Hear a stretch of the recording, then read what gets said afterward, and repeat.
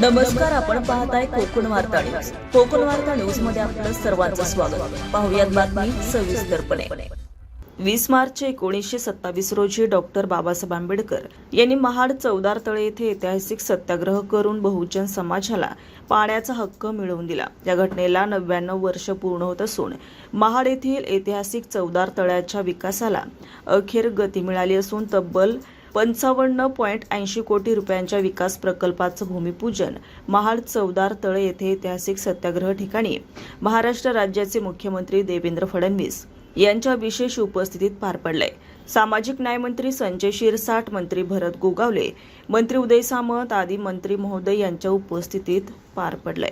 Bureau report, Konkan वार्ता news, Raigad. ताज्या बातम्या आणि नवनवीन घडामोडी पाहण्यासाठी आजच आमच्या कोकण वार्ता न्यूज चॅनलला लाईक करा, सबस्क्राईब करा आणि बेल आयकॉन प्रेस करा आणि पाहत रहा कोकण वार्ता न्यूज.